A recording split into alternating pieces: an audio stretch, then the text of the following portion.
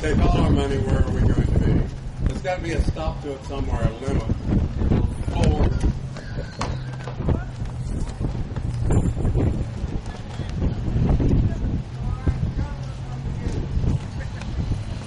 I have some words here today, and I'll tell you who wrote them when I'm finished, but this was written many years ago, but I think it speaks of our country today.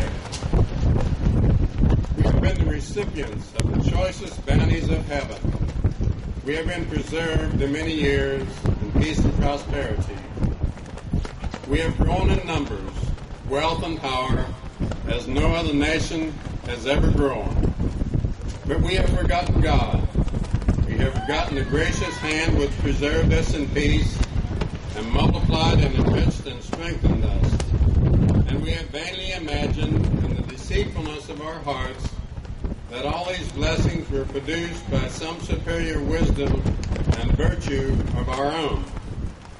Intoxicated with unbroken success, we have become too self-sufficient to feel the necessity of redeeming and preserving grace, too proud to pray to God that made us. It behooves us then to humble ourselves before the offended power, to confess our national sins, and to pray for clemency and forgiveness. Does that not sound like our country today?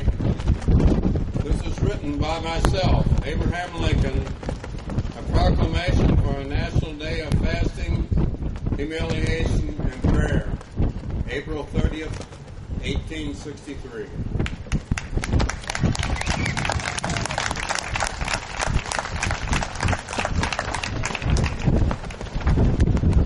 People ask me, have I memorized the Gettysburg Address? I tell them I read it in 1863, and I'm going to read it to you today.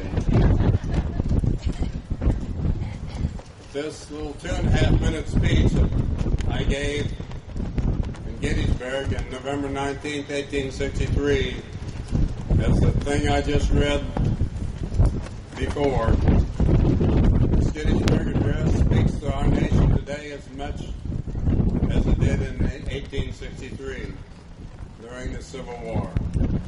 The Gettysburg Address. 77 years ago, our fathers brought forth on this continent a new nation, conceived in liberty, dedicated to the proposition that all men are created equal. Now we are engaged in a great civil war, testing whether that nation or any nation so conceived and so dedicated can long endure. We are met on a great battlefield of that war. We have come to dedicate a portion of that field as a final resting place for those who here gave their lives, that nation may live. It is altogether fitting and proper that we should do this. But in a larger sense, we cannot dedicate, we cannot consecrate, we cannot hallow this ground.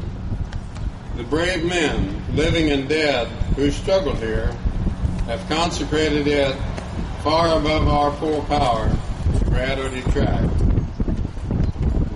The world will little note nor long remember what we say here, but it can never forget what they did here.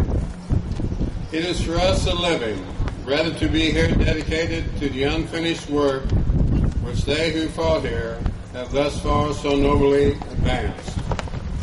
It is rather for us to be here dedicated to the great task remaining before us, that from these honored dead we take increased devotion, that we here highly resolve that these dead shall not have died in vain.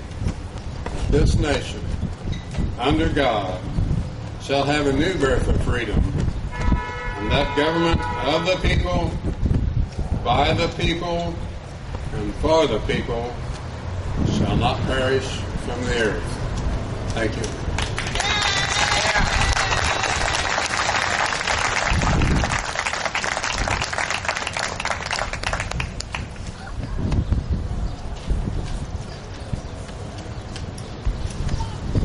He's a hard act to follow, folks. little quote for you. This is from John Adams, one of our founding fathers. Posterity, you will never know how much it costs the present generation to preserve your freedom. I hope you will make good use of it. If you do not, I shall repent in heaven that I ever took half the pains to preserve it. Now I'd like to introduce Phil Krause. Phil is with Fair Tax. This is an organization that is looking to do away with our tax system as we currently know it. If this happens, we can abolish the IRS. No more tax forms, no more April 15th deadlines. This will be basically a consumption tax. It will be based fairly. And folks, we can't get away from the tax, but it needs to be fair, and currently it isn't. So please welcome Phil Krause.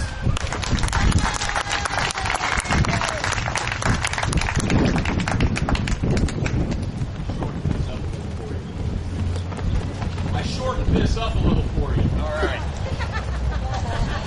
Hi, I'm glad to be here today. The fair tax is not a new idea. Three businessmen came together in Texas about 20 years ago and started meeting on a regular basis trying to find out what they could do to improve the tax system in the United States. So this is not new. You can find it on the internet. Google Fair Tax. And I'll tell you a little bit about it here.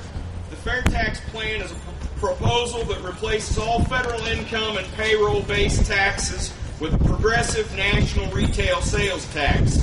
The Fair Tax Act, H.R. 25 in the House of Representatives and S. 296 in the Senate, is a revenue-neutral plan replacing dollar for dollar the money currently collected by the IRS. The fair tax rate of approximately 23% on a total taxable consumption base of $11.2 trillion will generate $2.5 trillion. That's $358 billion more than the taxes it would replace. I want to go ahead right now and throw out the number of 23% to you because that's typically the question I'm asked first about the fair tax is how much, what percentage would that tax be? A 23% national retail sales tax sounds like a lot. Sounds like it would substantially increase the cost of anything you might buy. But as I continue to explain this proposal, which has been researched at the cost of over $20 million of privately funded money, I think you will see just how fair this proposal is, and you may think to yourself that you will be the one making out like the bandit our elected politicians have become through the use of the power of the income tax at the behest of the federal government. In 1913, at the inception of the federal income tax, the tax code contained 400 pages. As of April 17th of 2008, the number of pages in the federal tax code had grown to 67,506 pages. Companion legislation contained within H.R. 25 and S. 296 would repeal the 16th Amendment, which allows politicians to smother us with the current tax laws contained in these pages. However, if the Fair Tax Act is not passed into law, these pages of tax law will only increase in number as politicians write more tax laws, decreasing the amount of money that they see as the government's money that they will only allow us to keep. Personally, I'm sure that most of you here today will agree with me that the money we earn does not belong to the federal government. It belongs to those of us that earn it. Most of us believe that we work hard for our money and we deserve to keep it. The Fair Tax Act abolishes all federal personal and corporate income taxes, gift taxes, and estate taxes. It would abolish all capital gains taxes, the alternative minimum tax, along with Social Security, Medicare, and self-employment taxes, while continuing to fund these programs. And let us not forget